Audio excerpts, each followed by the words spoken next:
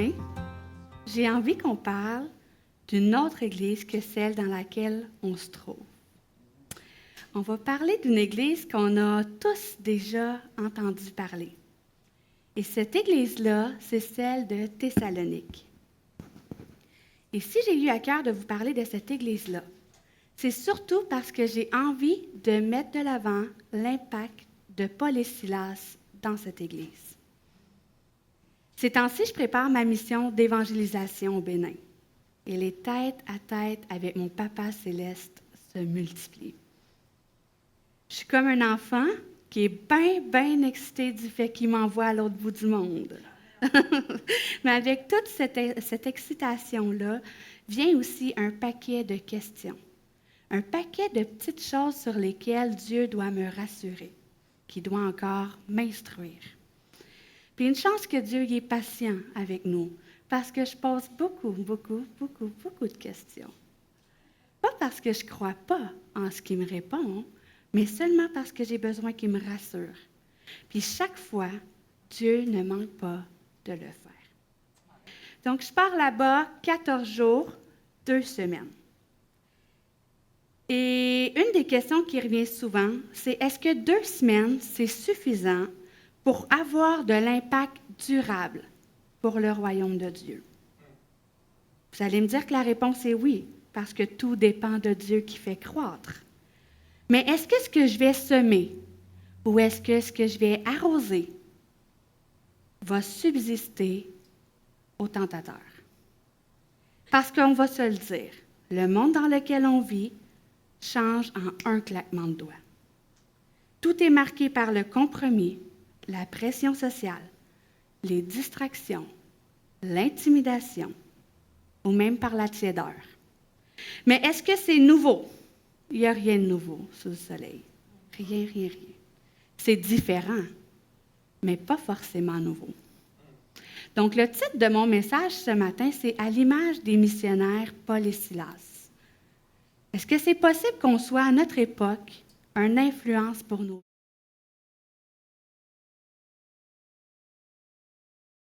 Que mon but ce matin, c'est qu'on puisse recevoir la parole de Dieu dans nos cœurs, en revoyant ensemble la première lettre aux Thessaloniciens, et qu'on puisse à notre tour avoir ce désir-là d'être des disciples de Dieu qui font des disciples. J'ai vraiment à cœur qu'on ait envie de poser au moins au minimum une petite action de ce qu'on va voir ensemble ce matin pour qu'on puisse influencer les gens autour de nous. Donc, j'ai volontairement choisi ce matin de parcourir avec vous les 5 chapitres du premier épître des Thessaloniciens. Pourquoi? Parce qu'il s'agit d'une lettre. Une lettre qui a été reçue et lue tout entière par les premiers disciples. Et bien qu'elle soit riche en contenu, je tenais à ce qu'on puisse la recevoir ce matin comme eux l'ont reçue. Et ce qui était vraiment sur mon cœur, c'est que le Saint-Esprit puisse nous parler comme il a parlé à cette jeune église-là il y a près de 2000 ans. Je ne sais pas si vous êtes comme moi, mais moi, quand je lis la parole, j'aime comprendre ce que je lis et j'aime comprendre l'intention dans laquelle cette lettre-là elle a écrit. Donc, on va la remettre un petit peu en contexte. Je peux d'abord vous dire que cette lettre-là a été écrite ou rédigée, Paul l'a probablement dictée, là, mais par Paul, accompagné de Sylvain, appelé Silas, et Timothée. Elle a été écrite dans les années 50 à 51, après Jésus-Christ, ce qui en fait probablement l'un des plus vieils écrits du Nouveau Testament. Et à ce moment-là, au moment où cette lettre-là elle a été écrite, le temple est encore debout et le judaïsme et ses institutions religieuses fonctionnent toujours. C'est aussi un moment où les tensions entre les Juifs et les premiers chrétiens commencent à s'intensifier beaucoup, là. Surtout autour de la question du Messie. Donc, l'Église de Thessalonique, elle a été fondée par Paul dans son 2e voyage missionnaire. Il a exercé un ministère qui était fructueux dans cette ville-là, mais rapidement, ça a été interrompu à cause de toute l'hostilité juive à son égard. Les Juifs s'en prenaient à lui à cause de l'efficacité de sa prédication. Je vais prendre la diapo suivante, s'il vous plaît. Cette histoire-là, on la retrouve dans le livre des Actes, chapitre 17, 1 à 9. On va quand même la voir ensemble pour bien se remettre en contexte dans le texte. Donc, on lit ensemble. Paul et Silas passèrent par Amphipolis et Apollonie, et ils arrivèrent à Thessalonique, où les Juifs avaient une synagogue. Paul y entra selon sa coutume. Pendant 3 sabbats, il discuta avec eux d'après les Écritures, expliquant et établissant que le Christ devait souffrir et ressusciter des morts. Et Jésus que je vous annonce, disait-il, c'est celui qui est le Christ. Quelques-uns d'entre eux furent persuadés et se joignirent à Paul et à Silas, ainsi qu'une grande multitude de Grecs craignant Dieu et beaucoup de femmes de qualité. Craignant Dieu et beaucoup de femmes de qualité. Donc, on comprend ensemble que Paul et Silas sont arrivés à Thessalonique, où les Juifs avaient une synagogue. Ils ont passé 3 semaines. 3 sabbats. Et durant les 3 semaines, il y avait un message qu'ils n'ont pas manqué d'annoncer. C'était quoi, ce message-là? Le texte nous dit que c'était basé sur les Écritures, donc à cette époque-là, sur les textes anciens. Et il expliquait et il établissait, à partir des Écritures anciennes, que Jésus-Christ était le oint de Dieu, le Messie, qui devait souffrir et qui devait ressusciter. Et ce message-là qu'il prêchait était si convaincant que certains Juifs de la synagogue se convertirent et rejoignirent les missionnaires, rejoignirent l'Église de Christ. Une grande multitude de Grecs également qui craignaient Dieu et beaucoup de femmes de qualité. Donc, Paul et Silas gagnaient des âmes pour le royaume de Dieu et ça dérangeait. Je vais prendre la prochaine diapo, s'il vous plaît. Mais les Juifs, jaloux, prirent avec eux quelques méchants hommes de la populace, provoquèrent des attroupements et répandirent l'agitation dans la ville. Ils se portèrent à la maison de Jason, qui était un Juif chez qui logeait Paul et Silas. Et ils cherchèrent Paul et Silas pour les emmener vers le peuple. Ne les ayant pas trouvés, ils traînèrent Jason et quelques frères devant les magistrats de la ville en criant: « Ces hommes ont bouleversé le monde. Ces hommes qui ont bouleversé le monde, sont venus ici et Jason les a reçus.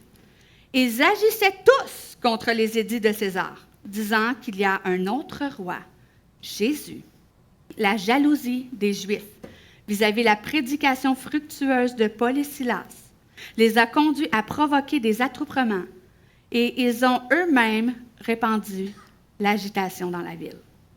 Pour eux, ce qui était prêché bouleversait leur monde. Et l'accusation qu'ils portaient à l'égard des missionnaires était qu'ils agissaient contre les édits de César. C'est-à-dire, qu'est-ce que ça voulait dire? Qu'ils vont à l'encontre des lois impériales de leur époque. Pourquoi? Parce qu'ils proclamaient un autre roi, Jésus. Et ça, dire qu'il y avait un autre roi que César, était perçu comme une menace politique pour l'autorité romaine. À ce moment-là, dans l'histoire de l'Église, on est devant une Église qui est persécutée. Les missionnaires sont à grand risque d'être tués s'ils sont trouvés. Ils sont donc forcés de quitter Thessalonique à cause des persécutions qui étaient déclenchées par les Juifs. Mais est-ce que vous pensez ce matin que ça l'a arrêté Paul? Non. Je vais prendre la suivante, s'il vous plaît. Ça n'a pas arrêté Paul, parce que Paul a été un exemple de foi et d'engagement. Paul a poursuivi la mission à Corinthe. Il a poursuivi l'œuvre du ministère auquel il a été appelé. Paul avait foi en Jésus-Christ. Sa foi, sa vie était rebâtie sur Jésus. Il avait foi en Dieu et il avait foi en ce que Dieu lui demande de faire. Amen. Mais Paul était aussi engagé auprès de Dieu dans sa foi. Et je pense également que cet engagement-là l'a propulsé à persévérer et à trouver des alternatives à sa mission. Il ne pouvait plus y aller à Thessalonique par lui-même. Mais qu'est-ce qu'il a fait? Il a envoyé un petit peu plus tard Timothée prendre des nouvelles de la jeune Église à Thessalonique. Puis après, dans le fond, c'est après le retour de Timothée que Paul a commencé à rédiger cette lettre-là. Les historiens estiment donc la rédaction de la lettre aux Thessaloniques à environ 3 à 6 mois après la fondation de cette Église-là. Puis je ne sais pas pour vous, mais pour moi, c'est un élément qui est important. Parce que ça démontre l'engagement de Paul. Ça démontre que l'engagement que Paul avait devant Dieu outrepassait le temps, outrepassait la distance. Après 3 à 6 mois, Paul pensait toujours à Thessalonique.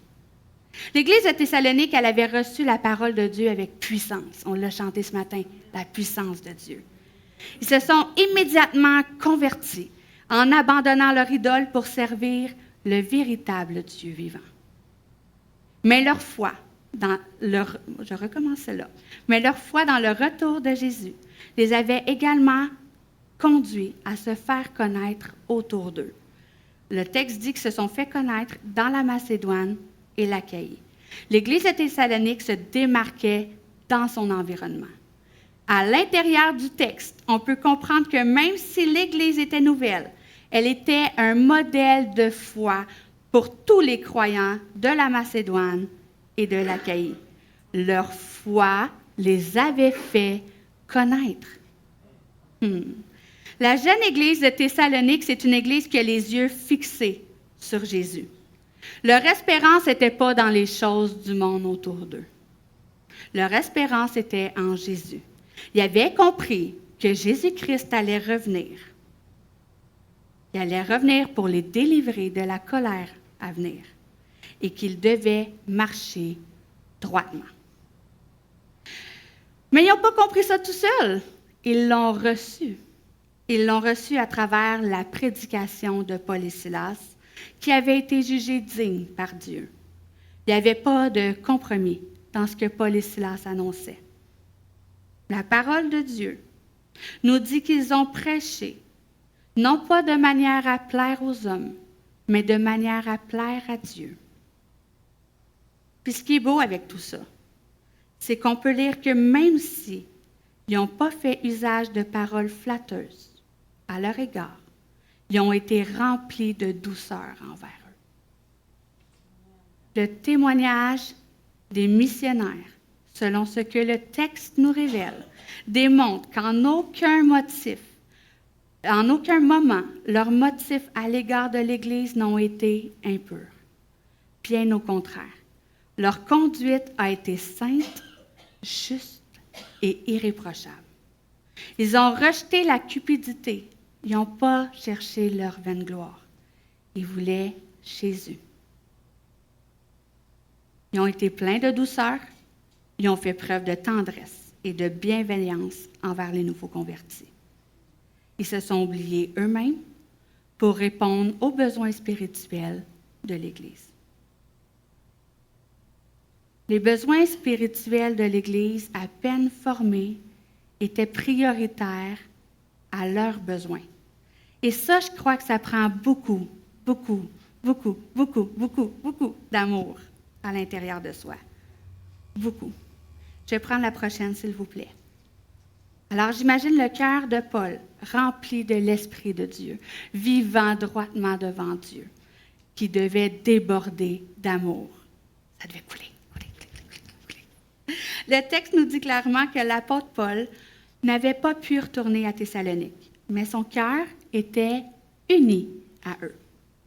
Quand on lit le chapitre 2, Paul nous explique que Satan l'a empêché de revenir, de venir jusqu'à eux, que le texte dit. Mais que malgré tout, ils sont pour lui un sujet de joie. Et dans l'impatience de les rejoindre bientôt, Timothée leur avait été envoyé, mais pas seulement pour prendre des nouvelles. Timothée avait aussi été envoyé pour les affermir et les exhorter au sujet de leur foi. Pourquoi?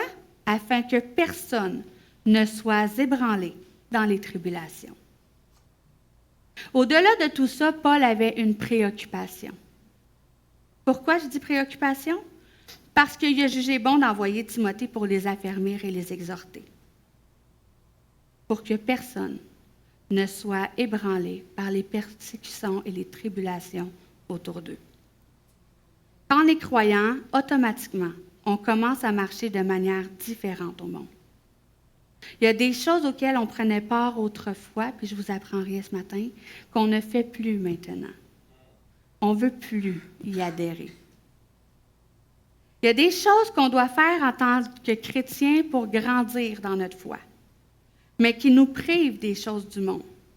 Et je crois que si on fait des compromis à ce niveau-là, si on adhère au courant ou aux choses du monde, au détriment de notre foi, on se positionne dans un territoire enclin à nous rendre tièdes dans notre foi. Et ce que Paul vise à ce moment-là, lorsqu'il écrit sa lettre, c'est de soutenir l'Église à ne pas céder au compromis. La réalité dans laquelle ils se trouvaient à ce moment-là pouvait leur coûter jusqu'à la vie. Le compromis était facile à faire.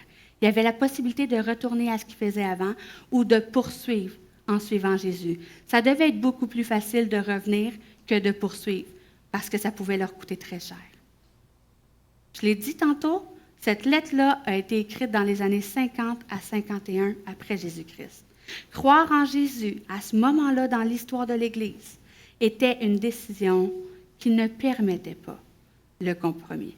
Tu suivais Jésus ou tu ne suivais pas Jésus? Et chaque petit compromis devenait une faille importante à leur foi, une faille importante à l'Église.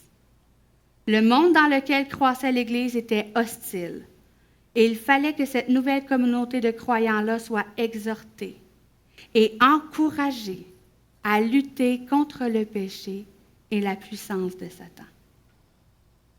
Et l'enjeu pour un apôtre de Christ, elle était grand à ce moment-là. On va revoir ensemble rapidement, là. On s'imagine à la place de Paul. Okay?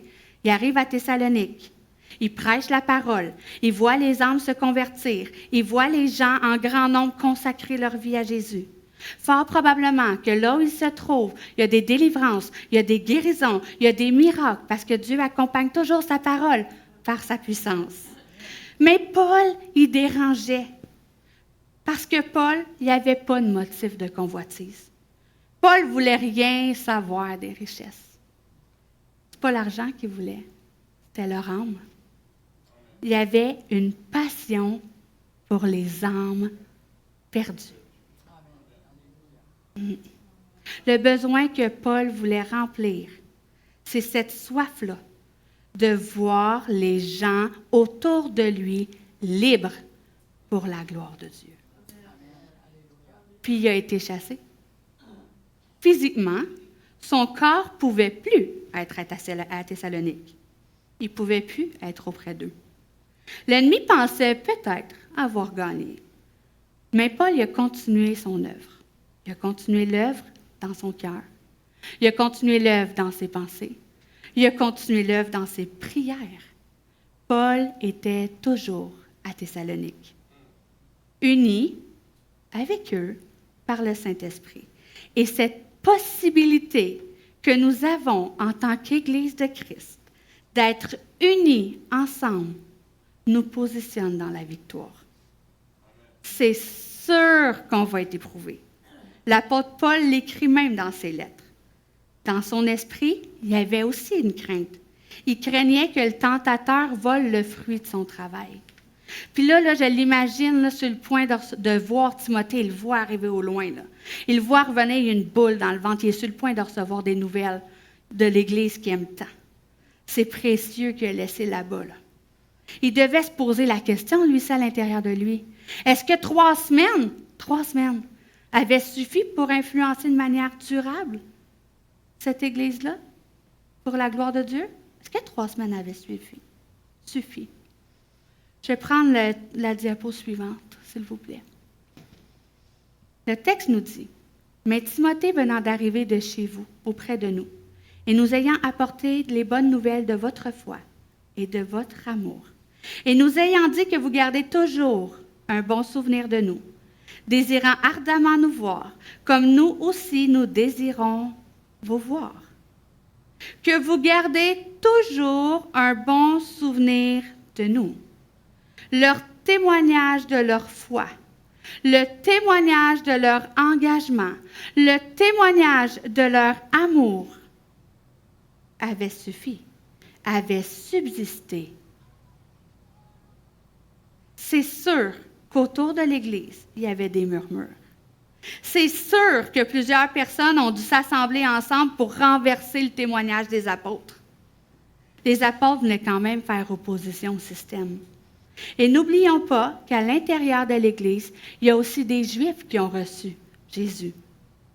Il y a des gens qui, quelques semaines passées, adhéraient au système légaliste de la loi. Il y a des gens là-dedans qui croyaient, quelques semaines passées, détenir toute la vérité sur Dieu. Puis là, malgré tout ça, le témoignage des apôtres a subsisté. Puis là, je m'imagine à ce moment-là, c'est sûr qu'il devait avoir de l'action dans les réunions de famille. C'est sûr que ça bougeait. C'est sûr. Mais selon le rapport qui a été fait par Timothée, 3 semaines avaient suffi. 3 semaines avaient été assez convaincantes et démonstratives de l'amour de Jésus pour que les gens de cette Église-là, qui étaient remplis de l'Esprit de Dieu, puissent garder le souvenir de tout l'amour et de toute la foi que les apôtres ont manifesté envers eux. Le témoignage des apôtres les avait aidés à garder leur foi et leur amour selon le modèle qu'ils avaient reçu. Votre témoignage, aujourd'hui encore, a de l'impact. Le témoignage. Cette Église-là a subsisté, avancé, grandi, croissé dans la foi. En partie à cause du témoignage des apôtres qui n'ont jamais cherché leur intérêt et qui ont toujours fait l'œuvre du ministère selon ce que l'Écriture nous dit dans 1 Thessaloniciens au chapitre 2. L'Église fleurissait dans l'amour et la foi au-delà de toute cette distance-là. Amen. Cette nouvelle-là, imaginez Paul, son cœur, ça ne débordait pas juste d'amour, là. Il devait déborder de joie aussi. Hein? Cette nouvelle-là a tellement réjoui le cœur de l'apôtre Paul, au point que toutes les tribulations et les calamités du monde sont devenues vaines pour lui. Et la parole nous dit que nuit et jour, ils ont prié le Seigneur avec une ardeur vivifiante afin de pouvoir à nouveau se rendre à Thessalonique pour compléter ce qui manquait à leur foi. Je vais prendre la prochaine, s'il vous plaît. Parce qu'il manquait quelque chose à leur foi. Leur foi n'était pas complète. Et cette vive attente, remplie d'amour et d'espérance que Dieu ouvre à nouveau le chemin pour se rendre à eux, pour la gloire de notre Seigneur Jésus-Christ.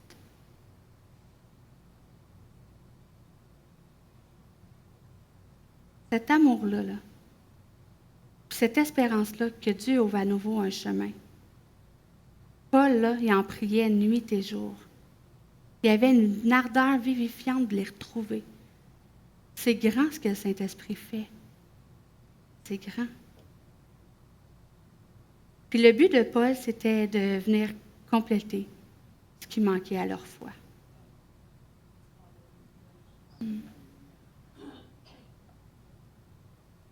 Puis pour faire ça, Paul s'appuie à nouveau sur le témoignage qu'il y a eu au milieu d'eux. Parce que le témoignage, je l'ai dit, puis je vais le redire. Le témoignage qu'on a pour l'Église de Dieu, il est important. Je vais prendre la prochaine, s'il vous plaît. Au reste, frères, puisque vous avez appris de nous comment vous devez vous conduire et plaire à Dieu, et c'est là ce que vous faites, nous vous prions et nous vous conjurons, au nom du Seigneur Jésus, de marcher à cet égard de progrès en progrès. Vous savez en effet quels préceptes nous vous avons donnés de la part du Seigneur Jésus-Christ.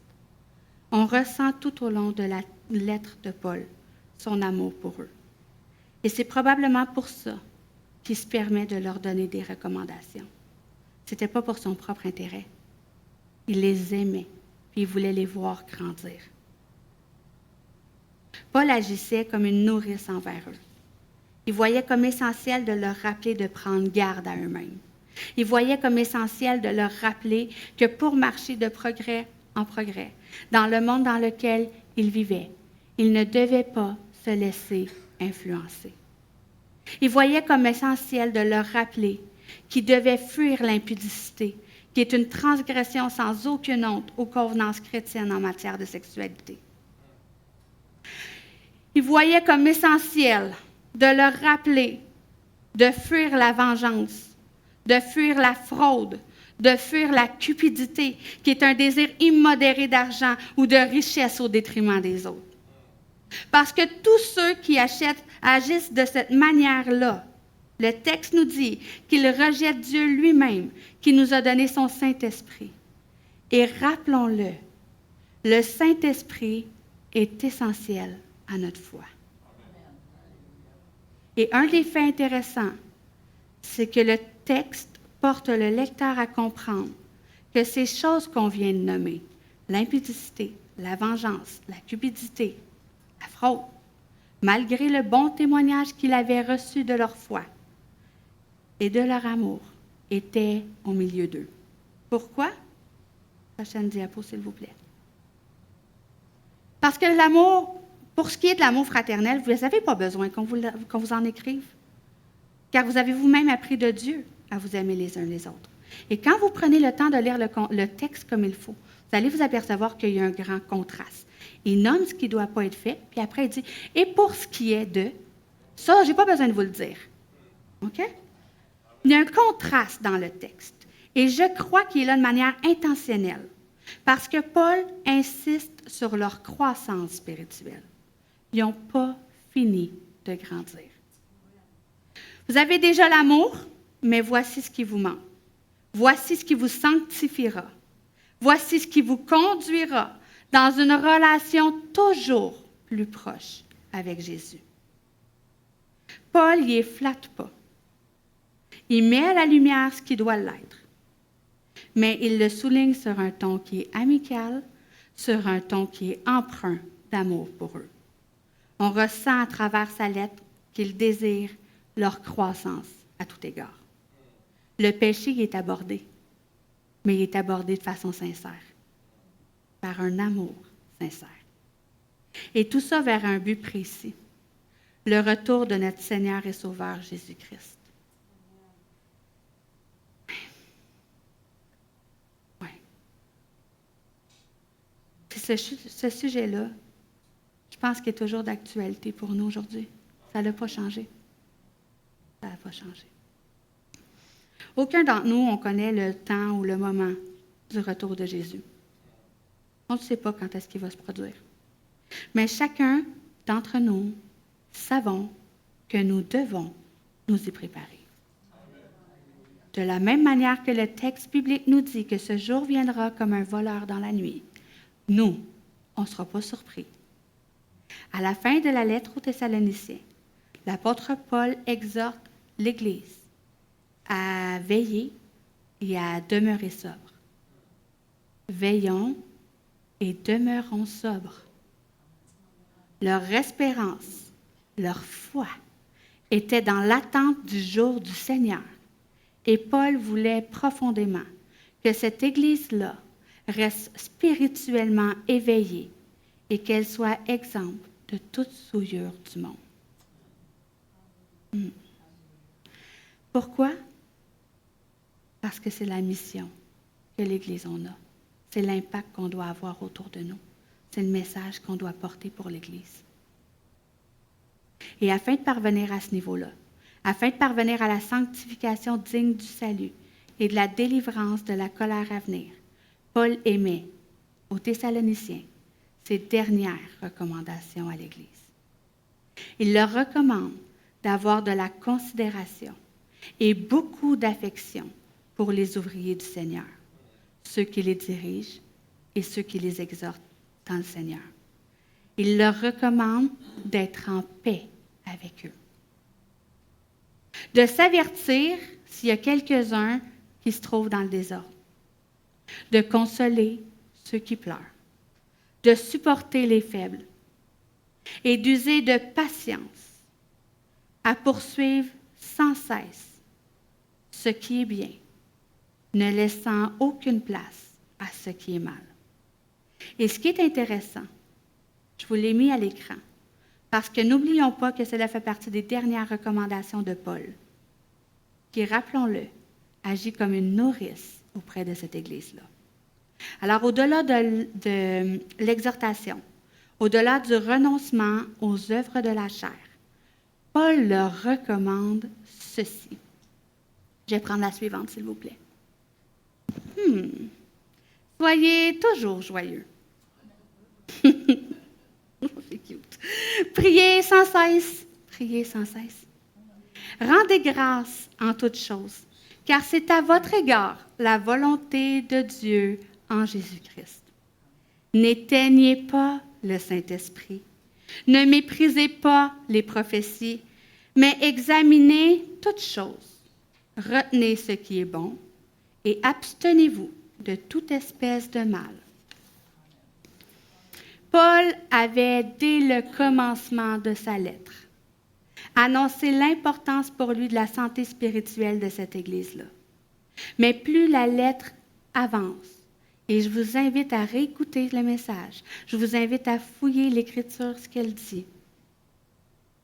Plus cette lettre-là avance, plus le lecteur va s'apercevoir que Paul prend soin des 3 dimensions de son être. De l'être de la personne, de l'Église. Les 3 dimensions sont importantes pour l'apôtre Paul. Il prend soin de leur corps, il prend soin de leur âme, il prend soin de leur esprit. Parce que Paul avait à cœur la santé complète de cette Église-là.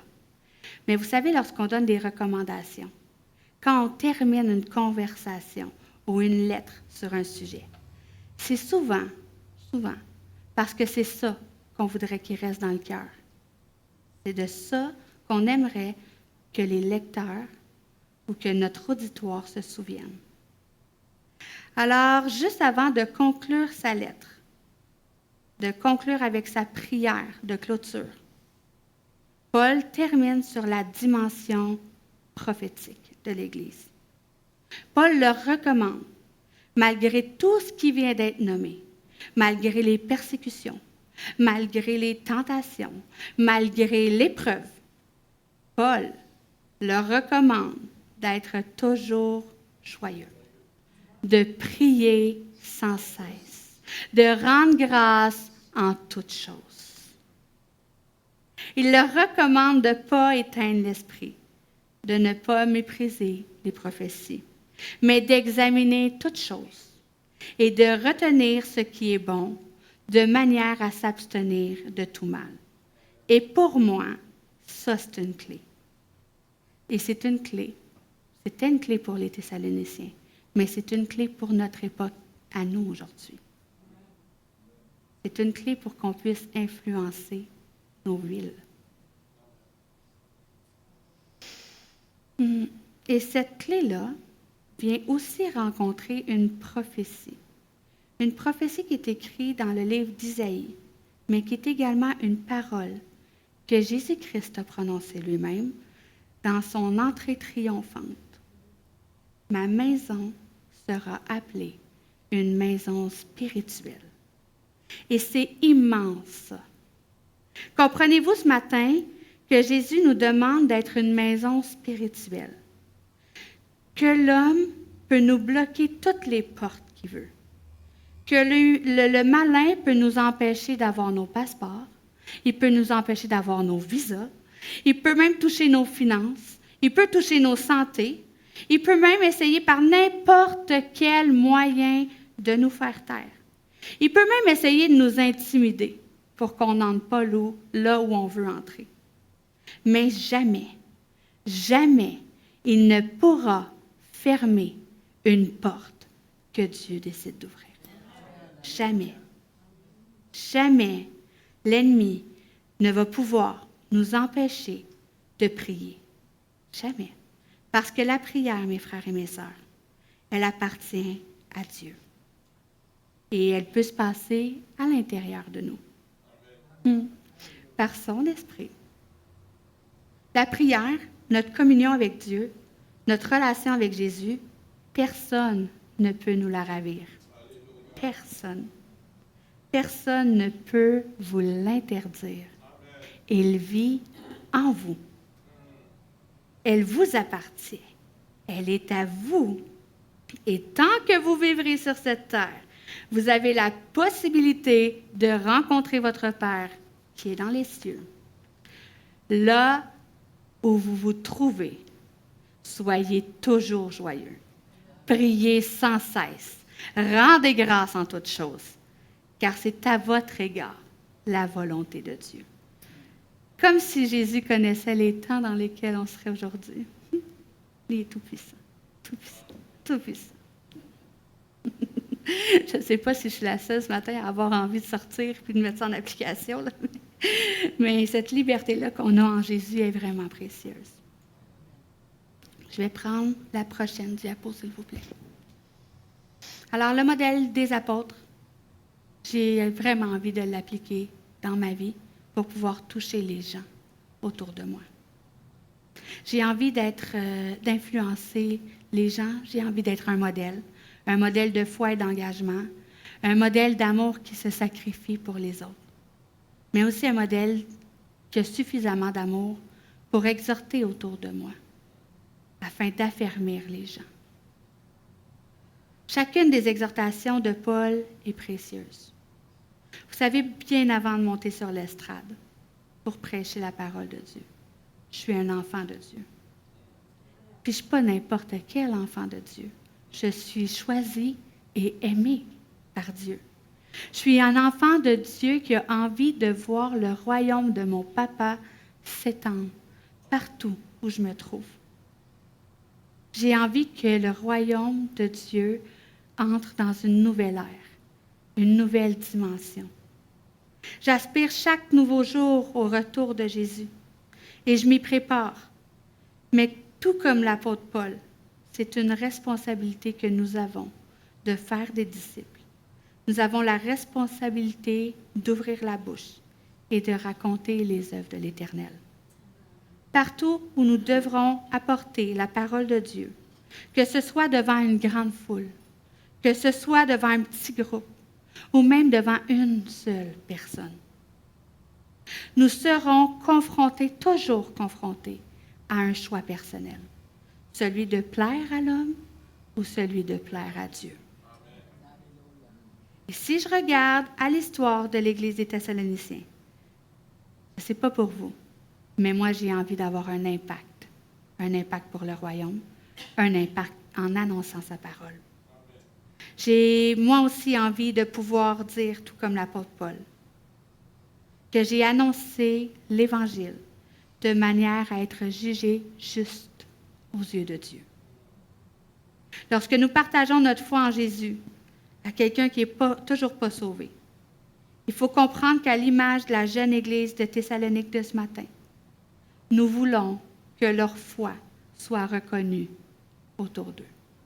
Chaque personne que Dieu met devant nous, on doit avoir cette passion-là pour les âmes.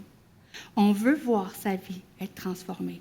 On veut voir à son tour cette nouvelle personne-là porter du fruit. C'est une grande mission. Alors posons-nous la question ce matin. Cherchons-nous l'approbation des hommes ou celle de Dieu? Allons-nous oser parler du péché, même si ça va à l'encontre de notre société? Parce que vous savez, moi, je crois comme l'apôtre. Oui, je crois comme l'apôtre. Je crois que le péché conduit à la tiédeur. Certes, on est tous pécheurs, puis il n'y a aucun d'entre nous qui sera épargné. Mais cherchons-nous véritablement à éradiquer le péché de nos vies ou faisons-nous des compromis? Employons-nous des discours flatteurs dans des buts qui sont contraires à ceux de Dieu? Ou est-ce qu'on dispose droitement de l'œuvre qui nous a été confiée? Parce que vous savez, si l'Église des Thessaloniciens a marqué son époque, je crois fermement que c'est parce que l'Évangile de Christ n'a pas été distillé. En annonçant l'Évangile, ces missionnaires-là allaient à contre-courant de leur époque, mais jamais ils ont cherché à plaire aux hommes. Leur motif était pur. Ils n'ont pas fait preuve de cupidité. Ils ont toujours recherché l'approbation de Dieu seul. Vous savez, Dieu a prévu un temps pour toutes choses. C'est évident que ce n'est pas nécessaire d'entrer dans des grands débats modernes. La mission est d'annoncer l'Évangile et c'est le Saint-Esprit qui convaincra de péché. Et il n'y a que dans la prière que nous puissions nous approcher de Dieu. Il n'y a que dans la communion avec lui que nous pouvons discerner le vrai du faux, le bien du mal. Et que nous pouvons intercéder pour que ce que l'on sème, ou pour que ce que l'on arrose puisse croître. Paul envoyait des lettres pour s'assurer que le tentateur ne volait pas le fruit de son travail. Il le fait. Mais il veillait aussi jour et nuit dans la prière. Vous savez, la prière, c'est la clé de ce que Jésus lui-même dit de nous. Nous sommes appelés en tant qu'Église à devenir une maison spirituelle. Alors, avant de conclure, je vais, moi aussi, vous donner mes recommandations. Ayez un désir grandissant dans votre cœur de voir la communauté de Varennes se joindre à vous. Soyez des modèles de foi, vous permettant de vous édifier les uns les autres et d'avoir un impact durable. Exhortez-vous toujours dans l'amour et priez sans cesse. Rendez grâce en toutes choses. Merci. Je vous remercie. Merci.